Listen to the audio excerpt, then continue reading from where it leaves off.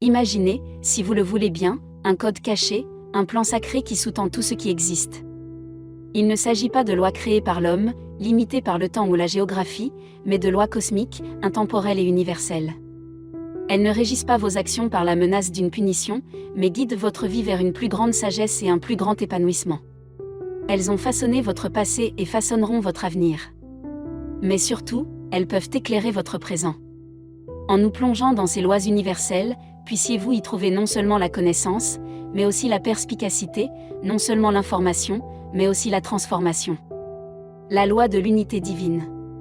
Ce principe signifie que nous sommes tous liés, que nous faisons tous partie d'une énergie divine infinie qui est bien plus grande que notre moi individuel.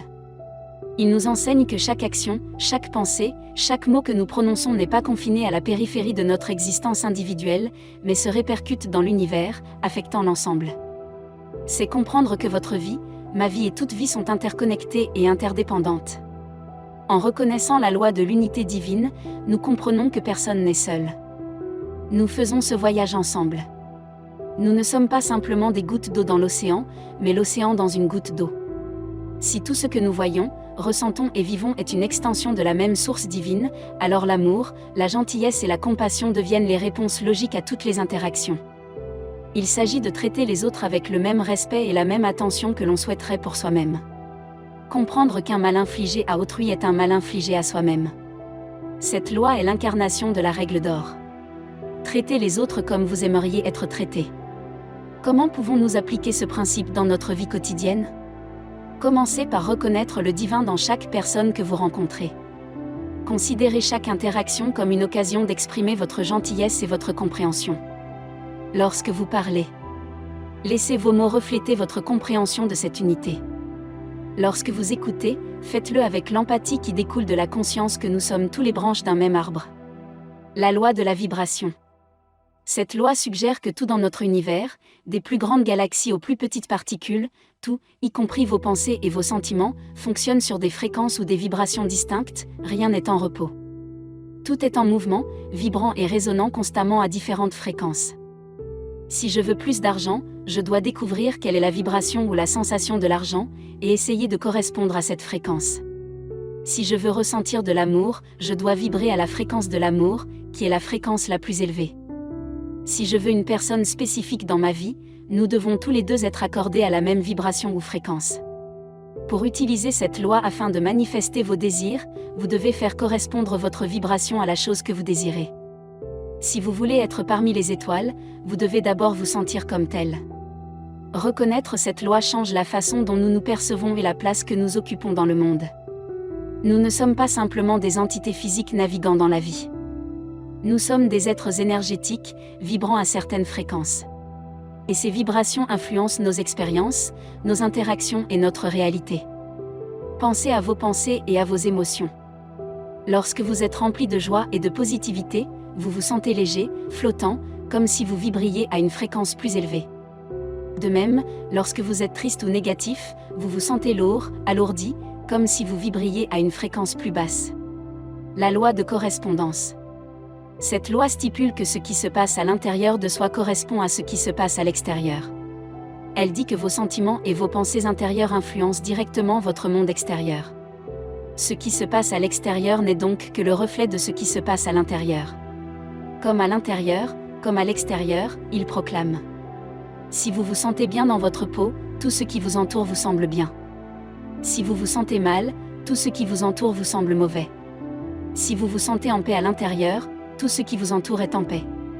Mais si vous vous sentez mal à l'intérieur, vous ressentirez du stress dans votre vie. Vous êtes confronté à une vérité puissante. Vous êtes les architectes de votre réalité. Vous détenez en vous le pouvoir de façonner votre monde extérieur en modifiant votre état intérieur. Les pensées que vous avez, les croyances que vous avez et les attitudes que vous incarnez. Dans tous ces éléments, vous peignez une image vivante qui devient votre vie, les choses auxquelles vous pensez deviennent les choses avec lesquelles vous devez vivre. Pour changer votre monde, vous devez d'abord vous changer vous-même et le monde extérieur en sera le reflet. La loi de l'attraction. Cette loi stipule que le semblable attire le semblable, que tout ce sur quoi vous concentrez votre attention, que ce soit positif ou négatif, vous l'attirerez dans votre vie. Il ne s'agit pas d'une simple philosophie, mais d'un principe reconnu par les cultures anciennes, les physiciens quantiques et les personnes prospères du monde entier. La loi de l'attraction est très similaire à la loi des vibrations. On n'attire pas ce que l'on veut, mais ce que l'on est.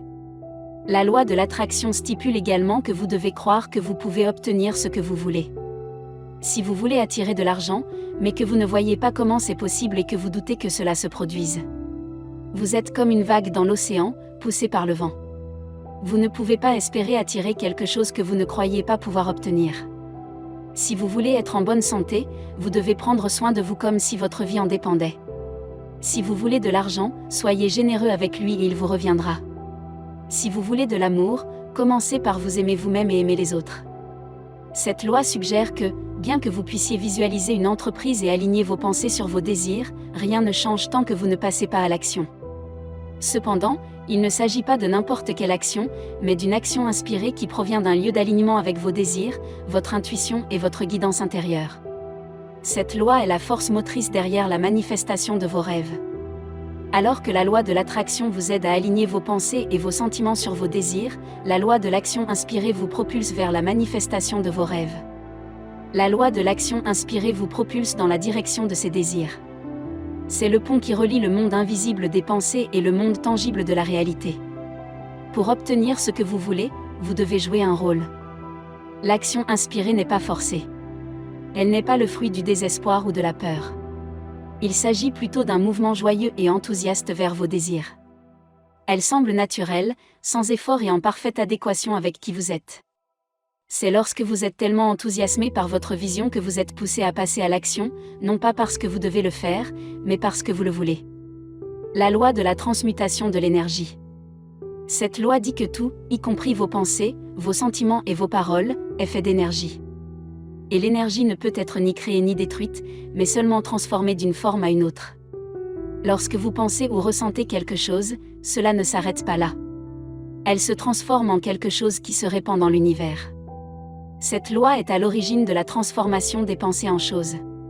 Vous devez savoir que quelles que soient vos pensées et vos sentiments, vous créez et attirez quelque chose en réponse à cette pensée. Vous devez donc choisir de bonnes pensées et de bons sentiments. Et vous devez le faire délibérément. Ne vous attardez pas trop longtemps sur une mauvaise pensée. Sinon, elle risque de se transformer en mauvaise situation. Changez rapidement vos pensées. Lorsque vous remarquez que vous avez une pensée négative, changez l'énergie de cette pensée en la remplaçant par une pensée positive. Faites-le rapidement avant que la pensée négative ne devienne réalité. Loi de cause à effet. Cette loi dit que vous récupérez ce que vous donnez, ce que vous faites aux autres ou au monde vous reviendra. C'est la loi du karma. Tout ce qui arrive dans la vie a une raison, les choses vous arrivent, soit à vous, à cause de quelque chose que vous avez fait. Si vous faites de bonnes choses, vous en bénéficiez. Et si vous faites de mauvaises choses, cela vous affecte également. Pour chaque action, il y a une réaction égale et opposée. Comprendre cette loi vous permet de savoir que si vous voulez changer les effets que vous subissez, vous devez modifier les causes que vous mettez en mouvement. On récolte ce que l'on sème. Vous ne lirez jamais de mangue si vous semez des pommes, vous ne récolterez jamais d'amour si vous semez de la haine, vous obtenez exactement ce que vous envoyez dans l'univers. Ce que vous donnez est ce que vous recevez. Si vous donnez de l'amour, vous recevez de l'amour. Si vous donnez de l'argent, vous recevez de l'argent. Ce que vous faites ou dites ne disparaît pas. Il revient toujours pour vous récompenser ou vous blesser. Il ne reviendra peut-être pas tout de suite, mais il reviendra. La loi de compensation. Cette loi est liée à la loi de l'attraction vibratoire, de la cause à l'effet et de la transmutation de l'énergie. Cette loi stipule que vous serez récompensé en proportion directe de la valeur que vous apportez aux autres et au monde. Elle résume le principe selon lequel vous donnez, vous recevrez. La valeur que vous apportez aux autres, à la société ou au monde vous reviendra inévitablement. Cette loi ne se limite pas au seul gain monétaire ou matériel. Elle transcende le domaine physique et englobe l'amour, la bonté, la joie et la paix. Lorsque vous donnez de l'amour gratuitement, vous trouvez de l'amour. Lorsque vous répandez la joie, vous en faites l'expérience. La loi de la relativité, cette loi dit que rien n'est bon ou mauvais en soi. Les choses sont ce que vous décidez qu'elles sont, tout dépend du sens que vous leur donnez. Cette loi vous incite à prendre du recul par rapport à vos expériences individuelles et à les considérer dans une perspective plus large.